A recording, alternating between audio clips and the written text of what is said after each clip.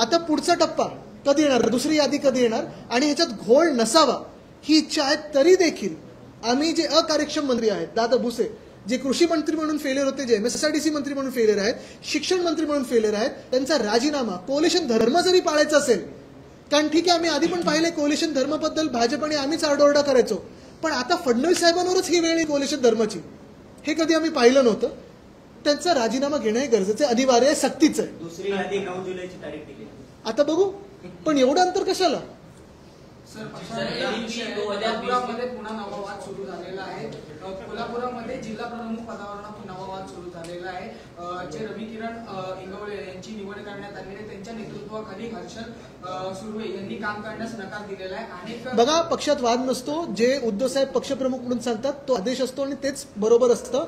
ज्यांना काम करायचं असतं सोबत त्यांनी काम करावं, ज्यांना नसेल करावं की काय कारण शोधत असतील तर त्यांनी जावं.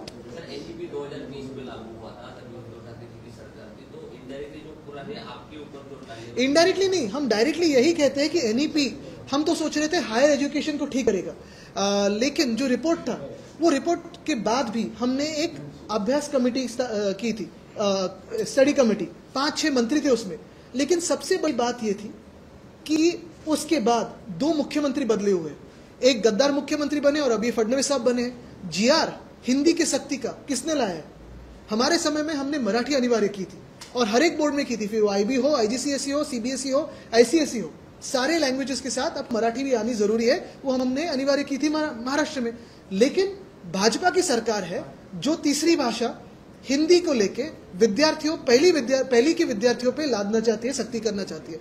दूसरी बात जो वो कह रहे हैं कि 20 लोग साथ में आए तो कोई भी भाषा चुन सकते हैं, क्या ये उनको खुद की राजनीति लगी कि 20 लोग साथ में आए फिर इलेक्शन कमीशन के पास जाए, किसी का चिन्ह चुराए, किसी का नाम चुराए? ऐसे होता है?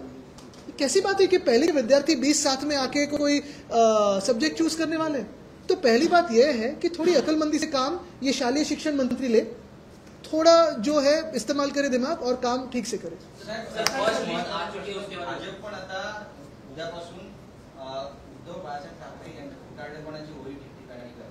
बघा, खोटारडेपणा जर तुम्ही देशभरात पोल घेतलात, जुमलेबाजी 15 लाख कोण आणणार होतं आणि कालाधन स्विस बँकमध्ये किती आहे? खोटारडेपणा बोलायचं असेल तर शेतकऱ्यांची कर्जमाफी कोण करणार होतं? आम्ही करून दाखवली, ते बोलतात जुमला होता. लाडकी बहीण खोटारडेपणा कोणाचा होता? अच्छे दिन कोण आणणार होतं? तर भाजपने खोटारडेपणाबद्दल बोलू नये, त्यांची ओळखच ती आहे. पण मुख्य गोष्ट हीच आहे, यायचं असेल चला उद्या या आणि सांगा काय आम्ही केलं. GR वर सही कोणाची दाखवा. सरकार आज कोणाचं? आम्ही मुख्यमंत्री आहोत.